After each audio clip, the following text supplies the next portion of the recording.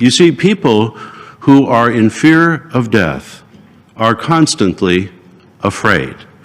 And as a result, they can be manipulated and controlled. Those people could be manipulated, they could be controlled, they could even get them to do the most wicked things because they were afraid. Hey everybody, it's Dan Clark and Elaine here, and I'm so glad to finally meet her. I've been watching her videos and they're amazing, and I like what she does. You know, I love what you do with the elders and how you pull those little things off JW broadcasting and you make sense out of all that. But we just wanted to do a quick video, guys. You know, we know that when you lead Jehovah's Witnesses, you go through hell. It's really a death. You know, they pull the plug of the program, they take your family. I hate to say it like this, but it's a program that's meant to kill us. I agree.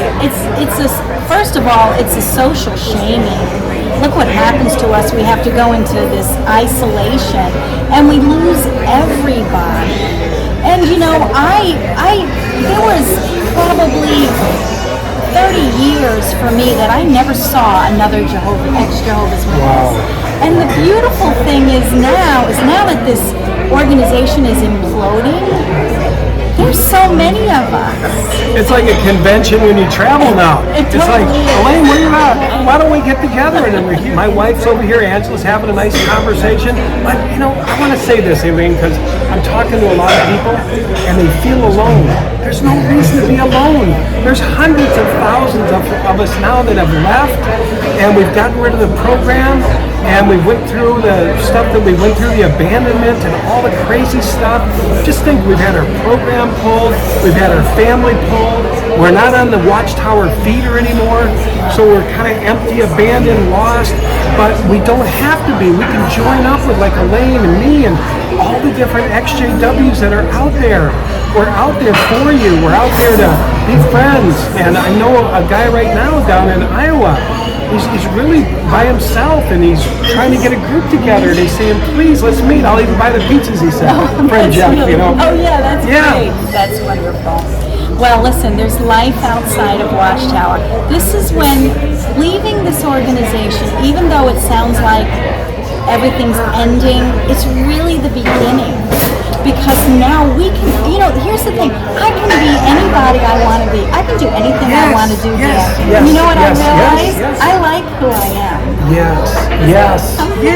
We're just normal people. Well, you know, I want to say something along the lines. I went by the Kingdom Hall during the memorial, and I saw this little kid out there with his orange jacket, and he was parking the cars.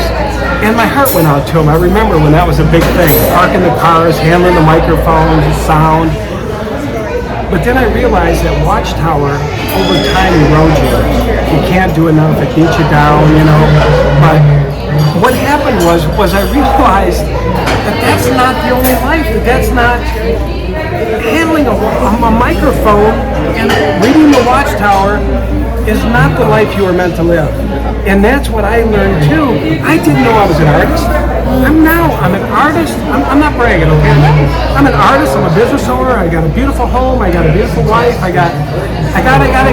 My cup runneth over.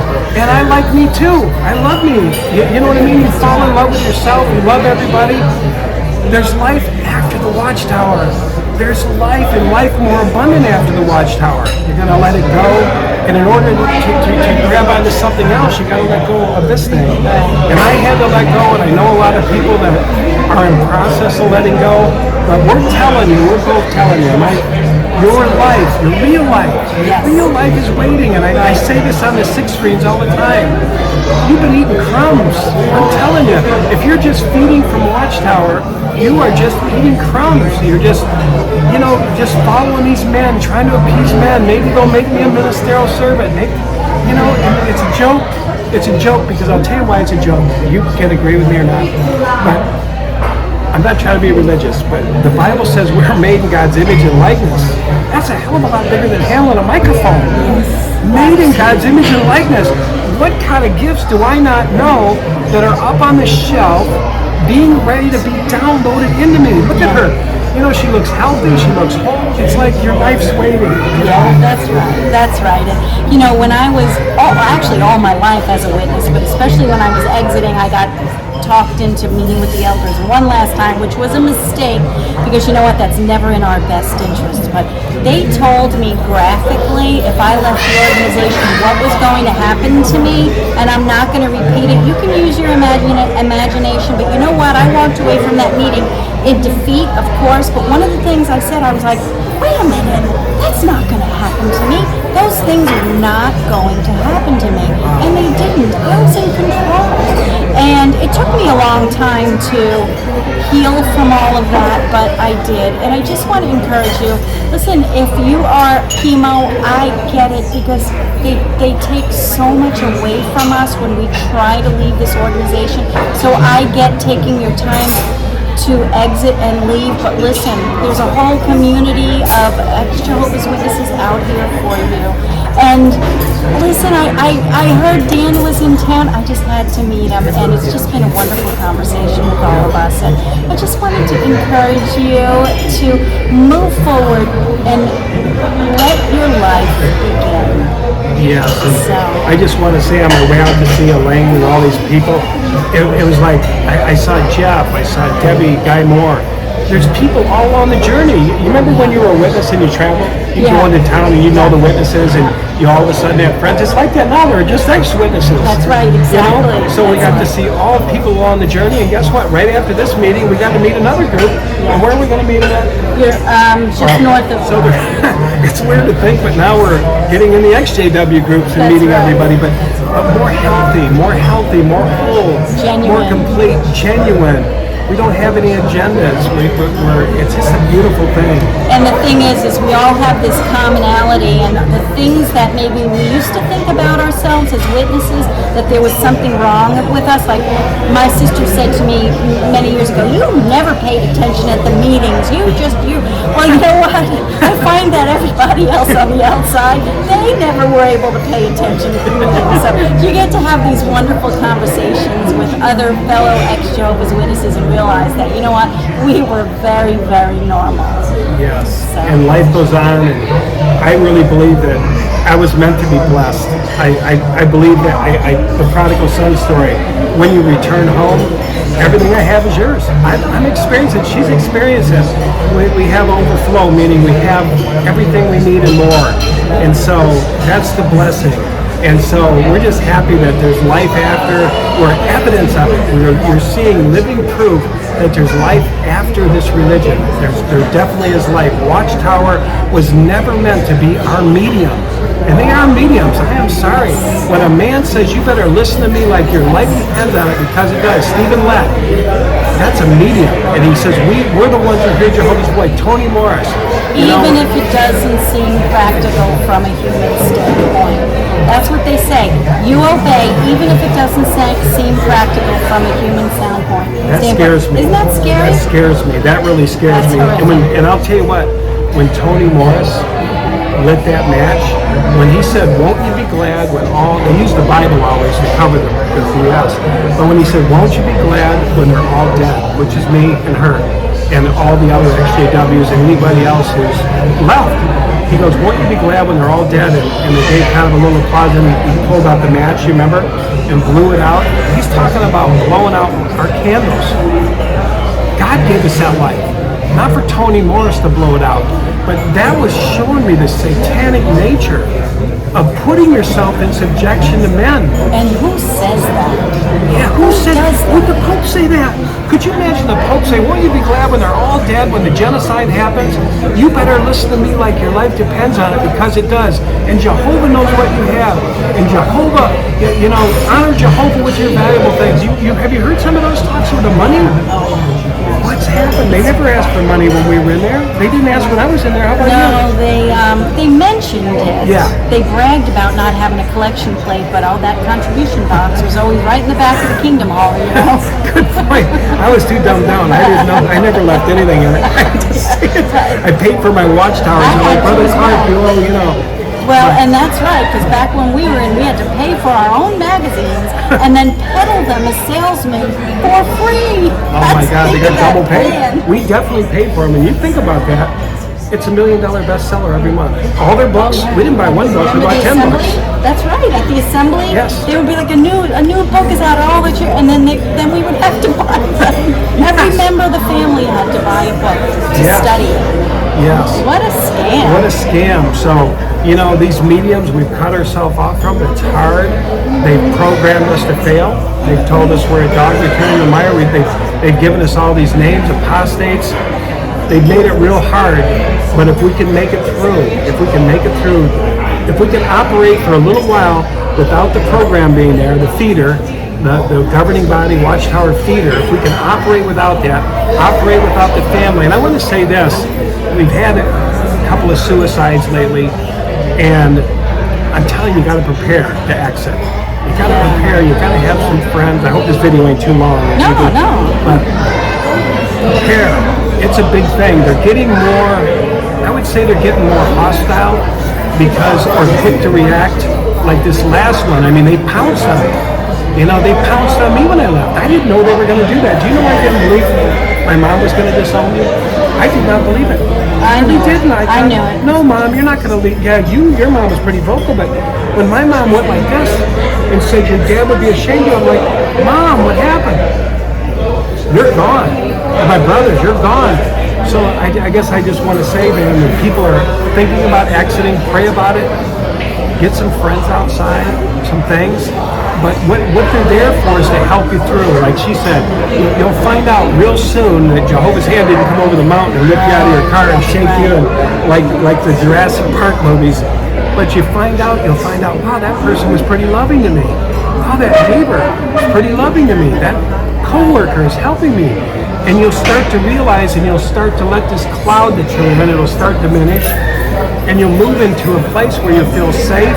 But by God, if you can get to the point where you realize that you are meant here, and that you are a gift here, and that you're here to share your gift, not mic handling, not Watchtower reading, not ministerial service. You are meant to share a set of gifts that you've been given, like the fingerprint. Mine is different than hers. You have a uniqueness, unlike me, that's here to shine forth. And that's what we're just discovering. I have my own set of victories and things, but it's like everybody does. And that's the weird thing, and I think that's why Watchtower, Elaine, tries to push us into our head all the time and keep us out of our heart, because the heart can love anybody. The heart is where love is. And see, that's why I used to wonder about the sisters. How come they're so cold? How come the sisters are so cold? Where did their hearts go? The Watchtower pushed them into their heads, into the program. The program, this can't be programmed. This is wild. This will fall in love with that person. This will be inspired. This is uncontrollable. So that's why they keep saying it's desperate, it's treacherous, it's desperate. Stay in our programs. The Watchtower wants us to stay in their programs. And then they feed us, as you know, with the guilt, the shame, the fear, the world's gonna end, the world's gonna end. And it goes on and on. Well, they shattered our minds. They shattered our minds through fear. There is a video, a short clip. You know what? Maybe I'll put it on the back of this video of Mark Sanderson giving a talk. It's a video of Mark Sanderson. He's giving a talk, and he tells the truth about what they're doing to the indoctrinated. He says, a person who is afraid can be controlled. Ooh. I'm going to put it on the back of this one. You'll see it. And I did grab that clip from my friend Charlie with Millstone Research. I believe that's the name of his channel, so thanks, Charlie. Listen, if you guys just open your eyes, you can see the truth about this organization. And here's the thing.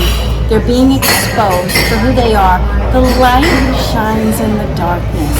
Grab that light, grab the truth, and move forward and start your new beginning on the outside. You don't have to enable Watchtower, because I think right now, Elaine, there's enough information to where these guys are cons. Yeah. They're liars. Absolutely. They won't repent. So for you guys to forward the work is like enabling them. You really are. They've sold their soul for soup. They've got their jobs and their places to put their head. And they're amoral. They're not conscious anymore. And it said bad men would advance from bad to worse. And so you're in it now. They want your motorhomes. You know what I mean? Yeah. You know, and don't give us your junk. 2005 and newer, I think, something like that. But anyway, we just want to say, truthfully, your life is waiting. Yes. Great people out here, great people have left. And I think like this, the people who have left wanted the truth. We want the truth. We don't want the illusion. And I wanted to know who God was when I left. I really did. I was like, there's got to be a good God out there that cares about me. And so I went searching for him. And so it's just a beautiful thing. And so anyway, but you find these people all along, all these witnesses you see. She's come back to homeostasis. Isn't that beautiful? I've come back to homeostasis. And it's wonderful. I don't have to go down the road my dad did, being crippled mentally and being told he wasn't working hard enough. He didn't do enough. My dad was the same thing as her and me. You were never enough. Never enough. That's why I left, because I knew I couldn't be any more good than I was. I couldn't do it. I knew it would kill me. It was going to kill me. And did you feel that from the platform too, when they talk like you should have did this, could you have pioneered this month? We have an extra week, and you didn't do it. I did it with the snowfall, snowing and pitch black, and I was still walking from door to door. I tried. It took me 10 years to get the courage to get out from age 13 to 23. Of course, I didn't get out as a teenager, but from 13 to 23, and during that 10 years, I tried to be a good Jehovah's Witness. But in the end, I felt that I was just unworthy of it. So I threw in the towel. I felt like a failure. I felt like I gave up. When in reality, I was being delivered. I was being delivered. I want to say one thing, what you just said there. Take as long as you need. Yeah. But I'm telling you, can you say prayer? Do you talk like that on here? Yeah. I don't know. I prayed, God help me. God help me. I needed help. I was confused, all that stuff. But you know what? I got the direction. Just for the asking, I got direction. And I met people who helped me. I even had a lady give me a lot of money one time. She said, Dan, I think you're sick and you need some colonics. I said, what's that? She said, well, you need some of those. I went down to the guy and he said, thank God you had this colonic thing, right? And I said, thank you. And he said, well, you need about 30 more. I said, 30 more? He said, yeah, it's to clean your liver from breathing lacquer. And I says, how much are these? And he said, either 70 or 125. And I said, I need 30 of them. And I need how many a week? And after he told me, I said, I don't have the money. What do you think he said? That lady right over there. You know what I mean? Well, I cried out to a God I didn't know, even though I had gone to the Kingdom Hall 3 times a week for 23 years. Started knocking on doors at 5. When I came to the point in my life when I realized I needed to do something, then this was 15 years after I got out. Still lived 15 years in Watchtower deception in my mind, even though I was out. I just cried out to God and I said, I don't know who you are. And there you go. Took it all away. And the thing is here's the thing, when we walked away from our worldview, I had to replace those lies that made me live this life of defeat. So see, we have to replace the lies of Watchtower. And I replaced it with the truth of Scripture, because I like to read the Bible, and it turns me into a different person. Yeah, because what I found from talking to one of the ladies, I think you mentioned, Sherry, is the witnesses only use about 140 scriptures over and over and over and over. It's a tapestry. And so their tapestry is, God's name's Jehovah, blah, blah, blah. We're not a Trinity. We're the only ones with a true name. But the Mormons have a similar one. It's a tapestry. They take you through covenants and doctrines. Wow. And it makes sense. If you don't know the Bible, you're like, wow, that makes perfect sense. And wasn't there prophets back then? And did you know they're today? Do you think God would lead us? And so you're like, well, these are our prophets. And the next thing you know, you're moving into Mormonism or JW. But I guess I want to say that too, Elaine. There's a lot of traps out there, guys. It don't end there. I've been in a lot of religions, and a lot of them were very much the same. It was everyone else is going to be genocided, we were going to live. And I was also in a lot of them that I got kicked out of because I wouldn't come on board. I'm like, are you going to get baptized here? Are you going to do this? Are you going to do that? And I'd be like, no, I just want to visit and I want to see what's going on. So I was on a time frame, and so I was pushed out. And I realized, do I really need a religion to worship God? Do I really need to? And then I realized, how about just walking with, How about saying I want to do right? And so I moved into that. I want to do right. I want to be whole. I want to be complete. I want to be sound in mind. And God put me back together. I don't mean this to be a big spiritual thing, but oh no, God I did mean put that's me what my together. channel is about. I mean, Okay, that's what my good. channel is all about, replacing the lies with the truth from Scripture. That's Yes, what I do. and God did put me back together, line item by line item. It's just like she said, and we talked about this earlier. You got to get the hooks out, like the name Jehovah. What good is it? They say God's name Jehovah, and you go, okay. 100 years of false prophesying. How does it help you? You're calling them Jehovah. You're the only true ones. You're lying. You're false prophesying. You're blaspheming the name. Here you say you got the name, and yet you got people like Tony Morris and Stephen Lett. They continue to lie, continue to say, we're your medium. That disturbs me now. I'm seeing it more and more. I thought they would back down when everybody started saying that. I really did. I thought they're going to back down. We're going to call them mediums. And they're like, no, we are the medium. We are the ones who hear Jehovah's voice. You better listen to me. Imagine the Pope. You better listen to me because your life depends on it, because it does. Could you imagine if these men are saying that? While at the same time, they print in the November 2017 Watchtower, something like that, that they're not inspired. Isn't this something? I mean, guys, they're telling you the truth about who they are.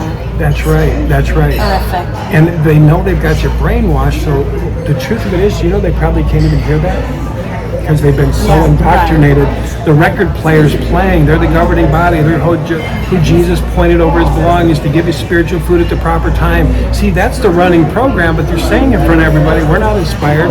We're not, whatever it is they just said recently, so. Well, I just think that all of us have had that moment in our lives where we've said, I've been lied to.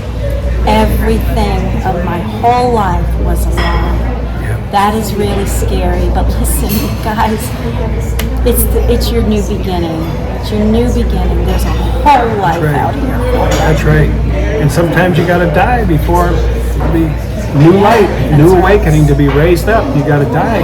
And so it is something to die to. It is big. She's not making light of it. It's a crucifixion of everything you know. It really is. I mean, to die to everything we've been taught, there's, like she said, there's a lot of good scriptures. I'm not saying throw out your Bibles. I'm just saying to die to an ideology, to say I've let go of the program. We're like what do they call that thing that holds the thing in your computer? Oh, like a hard drive. Yeah. Guys, man, we've been programmed with a hard drive. JW.org or Watchtower Bible and Tract, that has been a running program. We've agreed to their mediumship. Do you know when we came in, we took an obligation like in the Masons? You know what the obligation was? You're the faithful and discreet slave. And how many times did you have to say that and convince them?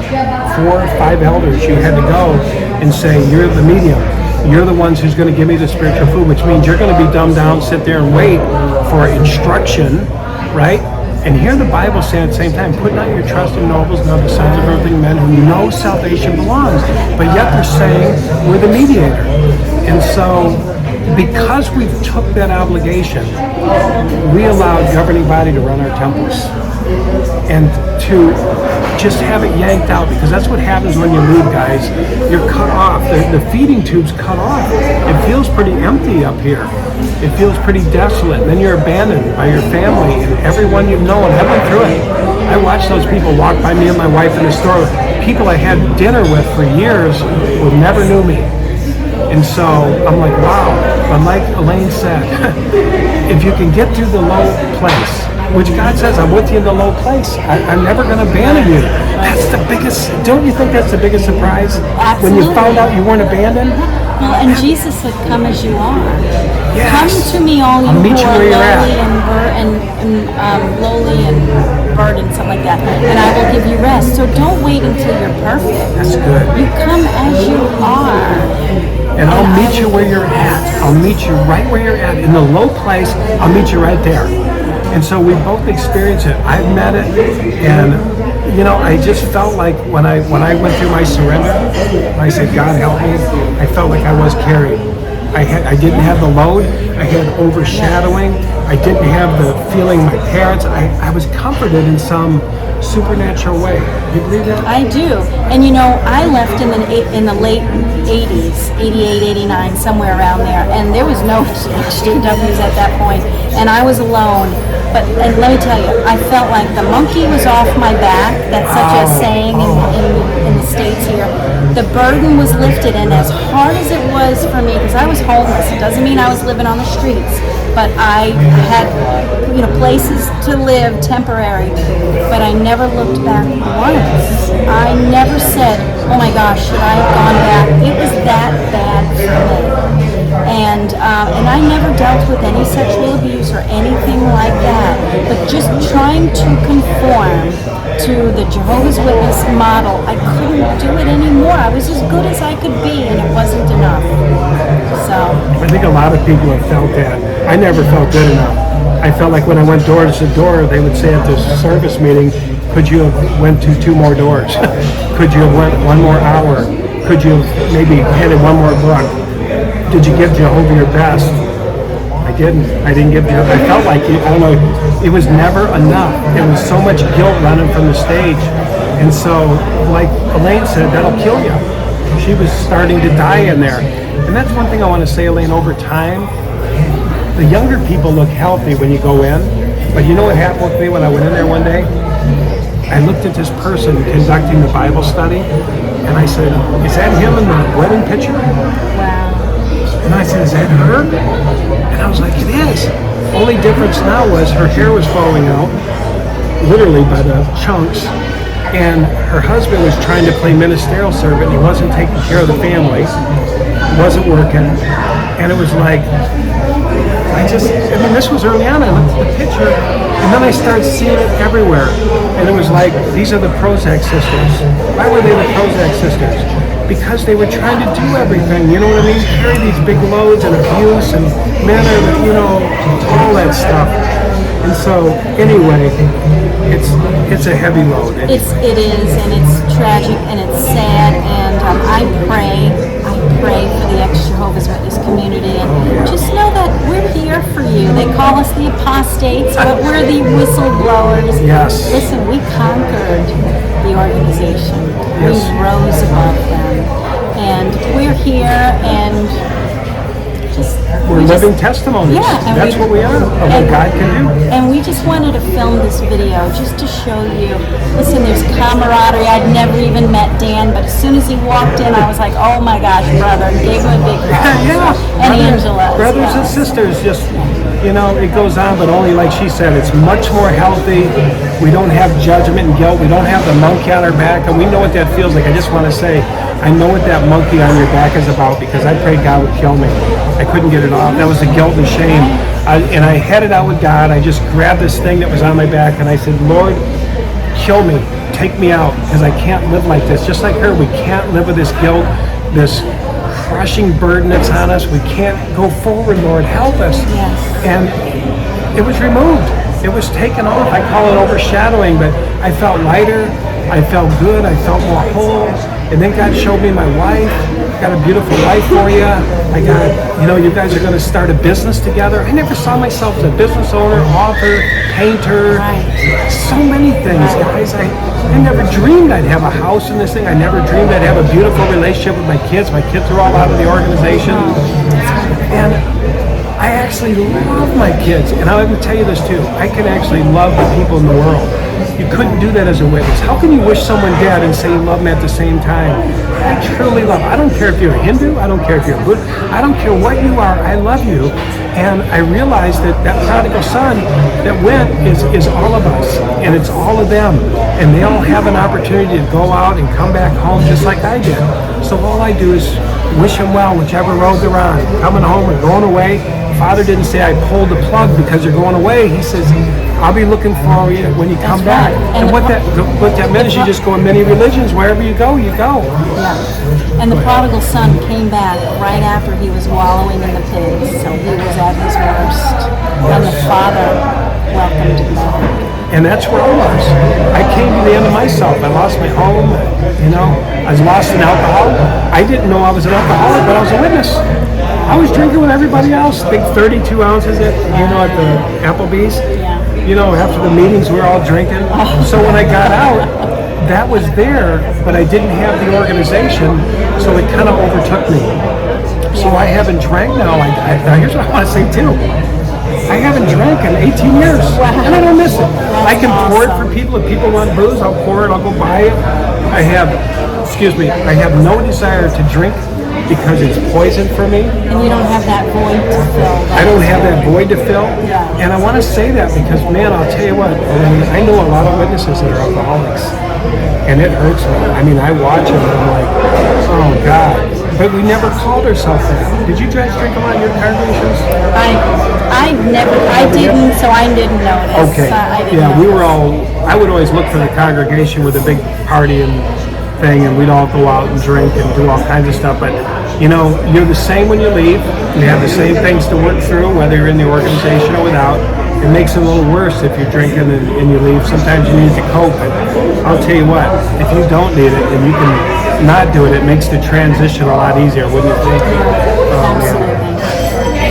So, all right, you guys. We just wanted to share this with you, and we just wish you to be blessed. Yeah, we wish you to be blessed, and I'm going to say your blessings are waiting. You have no idea, and you have no idea who you really are. You are amazing, and your life's waiting for you, which is why we wanted to do the video. Your life and life more abundant is waiting for you. That's promised to you. That's your inheritance. If we can bypass the program, and you can, there's help everywhere. That's right. All right, you guys, take care. All right, thank you. You see, people who are in fear of death are constantly afraid. And as a result, they can be manipulated and controlled. Those people could be manipulated, they could be controlled, they could even get them to do the most wicked things because they were afraid.